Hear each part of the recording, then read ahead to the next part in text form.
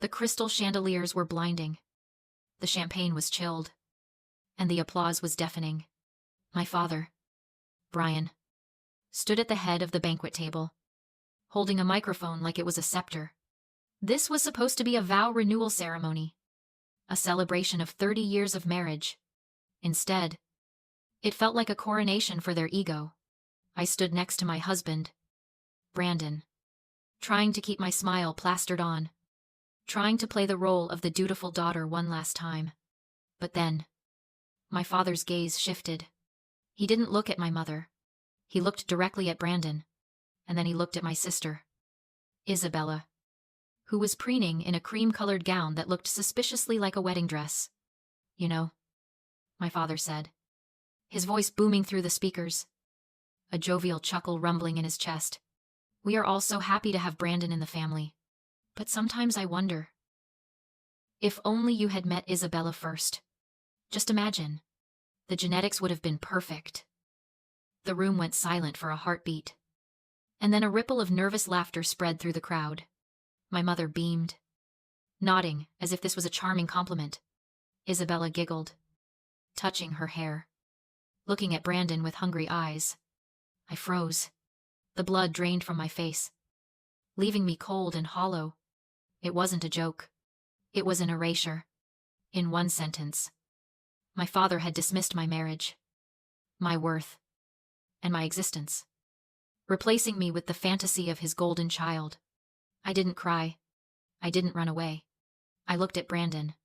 He squeezed my hand, his jaw tight. I gave him a nearly imperceptible nod. It was time. Before I tell you how we ruined their perfect night in less than 60 seconds, drop a comment and let me know. What is the most disrespectful thing a family member has ever said to you in public? I'm reading everyone's story tonight. The laughter died down slowly, settling into an awkward, murmuring silence. But my father didn't seem to notice. He was too busy smiling at his own wit, raising his glass as if he expected a standing ovation for publicly wishing his son-in-law was sleeping with his other daughter. Beside him, my mother, Angela, was glowing, basking in the attention, completely unaware that the ground beneath her expensive heels was about to liquefy. Brandon didn't squeeze my hand this time. He let go. He didn't say a word to me. I didn't check to see if I was okay. He didn't need to. We had rehearsed this moment in the quiet fury of our living room for 3 nights straight. He walked calmly toward the audiovisual table where a young, terrified DJ was managing the slideshow of my parents' 30 years of bliss. Brandon didn't ask for permission. He didn't make a scene or shout or throw a punch. He simply reached over, unplugged the HDMI cable from the DJ's laptop, and plugged it into his own phone. The screen behind the head table flickered. The image of my parents cutting their wedding cake in 1994 vanished. The room went pitch black for a split second before a new video feed filled the massive projection wall. It wasn't a montage of happy memories. It was high-definition security footage, grainy but unmistakable. Time-stamped from 2 weeks ago. The angle was wide, capturing the entirety of my parents' pristine living room. In the footage, my mother was wearing her silk robe, the one she usually saved for lazy Sunday mornings. She wasn't alone. Standing next to her, with his hands very clearly exploring the fabric of that robe, was Curtis, the neighbor. The man my father played golf with every Saturday. The man sitting at table 4, currently midway through a bite of prime rib. The video had sound. The audio was crisp, amplified by the ballroom speakers. Everyone heard my mother's voice, breathless and laughing. "Brian won't be back for another 2 hours," she said on the screen. "Stop worrying and come here." The silence in the ballroom was absolute. It was a vacuum, sucking the oxygen out of the air. You could hear the hum of the projector fan. You could hear the ice melting in the buckets. And then, you heard the glass. My mother's hand had gone numb. Her champagne flute slipped through her fingers and shattered against the hardwood floor, the sound exploding like a gunshot in a library. My father turned around. He looked at the screen, where his wife was kissing his best friend. He looked at the timestamp. He looked at Curtis.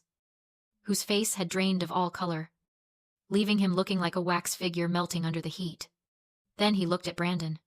Brandon stood by the projector, his face impassive, his eyes cold and hard.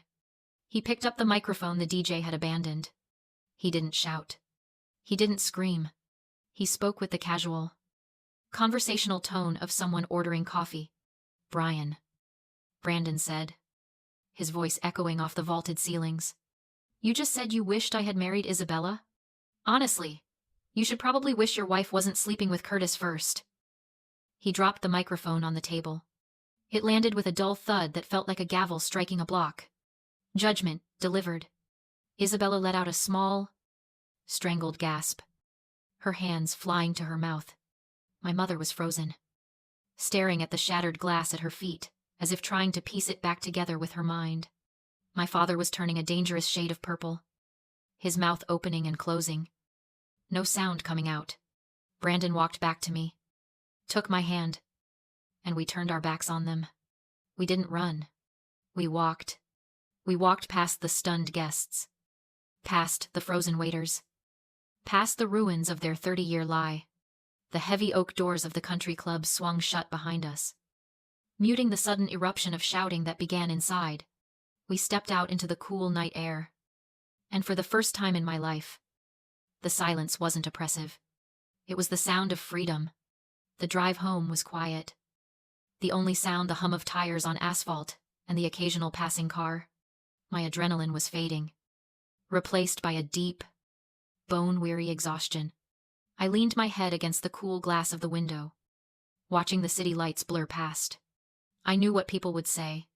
I knew what my relatives were probably texting each other right now. That I was cruel. That I was ungrateful. That I had ruined a beautiful family moment over a petty grudge. But they didn't know the math. They didn't see the ledger I carried in my head every single day. It wasn't just about tonight. Tonight was just the spark that lit the powder keg. The fuse had been burning for 5 years. 5 years of being the good daughter, the responsible one, the financial safety net for people who treated me like an ATM with a pulse. I closed my eyes and let the memories wash over me. Not as a wave of sadness, but as a cold, hard list of facts. It started when I was 24. My father had come to me, his face gray with stress, his hands trembling. He told me about his gambling debts. He told me he was going to lose the house, lose the business, lose everything. He begged me for help. He called me his rock. And because I had been trained since birth to crave that specific kind of validation, I signed. I co-signed a home equity line of credit for $150,000. I saved them. And in return, I bought myself a set of golden handcuffs. For 5 years. I paid the monthly installments because business was slow or expenses were high. I paid while they renovated the kitchen. I paid while they went on vacations I wasn't invited to. I paid while they bought Isabella designer handbags and a new car because she needed to keep up appearances for her influencer career that never actually made money. They took my money with one hand and slapped me with the other, constantly reminding me that I wasn't as pretty, as charming, as special as Isabella. I opened my eyes and looked at Brandon. He was driving with a calm focus, his hand resting reassuringly on the gear shift. He knew. He had seen the bank statements. He had held me while I cried over overdraft fees and late notices. While my parents posted photos of their blessed life on Facebook, they called me their rock. I whispered, the words tasting like ash in my mouth. They told me I was the only one they could count on. But I wasn't a daughter to them. I was a retirement plan. I was an insurance policy against their own bad decisions. It's a strange thing, realizing your own exploitation. It doesn't happen all at once. It happens in layers. You're taught that love means sacrifice. You're taught that family comes first. You're groomed to believe that your needs are secondary, that your boundaries are selfish, that your pain is an inconvenience. They normalized the abuse so thoroughly that for a long time, I didn't even recognize it as abuse. I just thought it was duty. I thought it was what good daughters did. But tonight, standing in that ballroom, watching my father wish for a different reality where I didn't exist, something finally snapped. The conditioning broke. I realized that no amount of money, no amount of sacrifice, no amount of silence would ever be enough. They would drain me dry and then complain about the dust. I looked down at my phone. It was silent for now. But I knew the storm was coming. The voicemails, the texts, the guilt trips. They would come for me with everything they had. But for the first time in my life, I wasn't afraid. I felt lighter. The secret was out. The debt was no longer just mine to carry. I had resigned from my position as the family scapegoat. Effective immediately. And as we pulled into our driveway, I felt a strange, fierce pride. They had broken me for years. But tonight, I was the one holding the hammer. I expected silence. I expected shame. I expected them to retreat into the shadows, to lick their wounds, and perhaps, for the first time in their lives, feel a flicker of remorse. I was naive. Narcissists don't feel shame. They feel attacked. And when they feel attacked, they don't apologize. They declare war. By the next morning, my phone wasn't just ringing. It was vibrating with the intensity of a device possessed. I sat at my kitchen counter, drinking black coffee, watching the notifications roll in like a ticker tape of toxicity. First came my mother. She didn't call to explain why she was sleeping with the neighbor. She didn't call to apologize for the years of lies. She sent a text message that was a masterclass in gaslighting. I can't believe you would do this to your own family. That video was taken completely out of context. Curtis was comforting me, because your father has been so distant lately. You twisted an innocent moment into something dirty, just to ruin Isabella's night. You have destroyed our reputation in this town. I hope you're happy. You selfish, jealous girl. I stared at the screen, marveling at the mental gymnastics required to frame adultery as comforting. But she was just the opening act. The real performance was happening on TikTok. Isabella hadn't gone into hiding. She had gone live. I clicked on her profile. She had posted a video 3 hours ago. She was sitting in her bedroom, wearing a hoodie that looked deliberately oversized to make her appear small and fragile. Her mascara was artfully smudged. She was weeping soft, pretty tears that caught the ring light perfectly. I don't understand how my own sister could be so cruel. She sobbed to her camera. She's always been jealous of me. Always. Last night was supposed to be a celebration of love, and she hijacked it to humiliate my parents and make everything about her. She even edited some fake video to frame my mom. I'm just heartbroken that someone I love could be so vindictive. The comments were already pouring in. Your sister is a monster. Stay strong. Queen. Jealousy is a disease. I hope she gets well soon. She was rewriting history in real time, painting herself as the tragic heroine and me as the villain who torched her castle out of spite. She didn't mention the insult. She didn't mention the HELOC. She just cropped reality until she was the victim. Then came the hammer.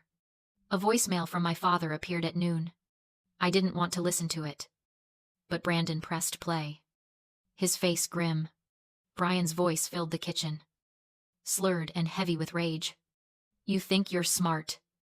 Alyssa, you think you can embarrass me in front of my friends and walk away. I know about the loan. The HELOC. You're the co-signer. If you don't issue a public apology by tomorrow, and I mean a video apology, admitting you lied, I stop paying. I will default on that loan so fast your head will spin. I'll ruin your credit. I'll drag you into bankruptcy with me.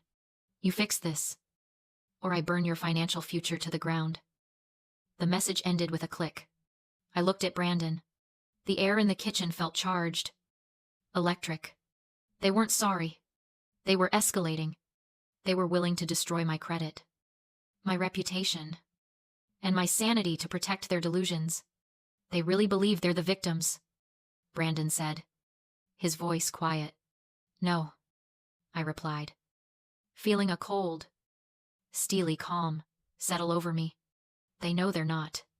They just think I'm weak enough to believe them. My father had threatened the one thing he thought still gave him power over me, the house. He thought the debt was a leash he could yank to bring me to heel. He didn't know I had been preparing for this tug of war for weeks. He didn't know that by threatening to default, He had just given me the moral permission to execute the final phase of the plan. I picked up my phone. I didn't reply to my mother. I didn't comment on Isabella's video. I didn't call my father back. I opened my calendar and looked at the date. 2 days. That's all I needed. Let them scream. I told Brandon, they're just making noise. We're about to make history. I stood up and poured the rest of my coffee down the sink.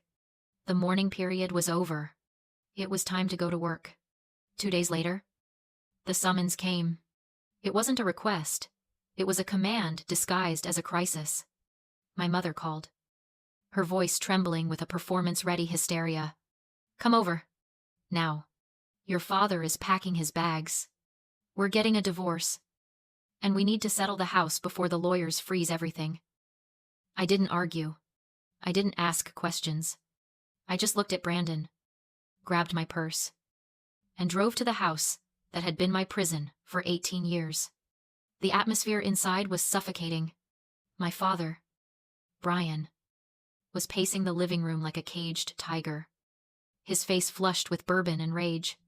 My mother was sitting at the dining table, weeping into a tissue, though her eyes were sharp and dry when they landed on me. And there, sitting on the plush velvet sofa like a queen awaiting her tribute, was Isabella. She wasn't crying. She was scrolling through her phone, looking bored. A single document sat on the dining table. Sit down, my father snapped. I stayed standing. What is this? A quitclaim deed, he said. Your mother and I are divorcing. We're transferring the house to Isabella, so the banks can't touch it. I scanned the paper. It stripped my parents' names and mine from the title and gave my sister full ownership. Why Isabella? I asked. She needs security. My mother shot back. You have a husband and a career. This house is her future. And the $150. 000 loan. I co-signed, I asked. Debt doesn't disappear with a deed. My father stepped closer. Sign it. Or I stop paying the HELOC tomorrow. I'll default and destroy your credit. You give the house to your sister. Or I burn everything down. Isabella finally looked up, smirking. It's the least you owe me. They thought they had me cornered. I pulled out a pen. Okay, I said. I signed without hesitation and slid the paper across the table. Congratulations, Isabella. You're a homeowner. They threw me out, laughing. In the car, Brandon stared at me. You just gave her $1 million house. I smiled. No, I gave her the bill. I showed him the audit. The house was worth about $900. 000, but buried under $1. $2 million. In debt, a mortgage, the HELOC, and federal tax liens my father had hidden. The house is underwater, I said. By forcing that deed, they triggered foreclosure. Isabella owns it now, so the bank and the IRS will come after her. 6 months later, they did. Isabella lost the house, her credit, and any financial future. My parents imploded without it, and I walked away debt-free, untouched. They wanted everything I had, so I let them keep the consequences.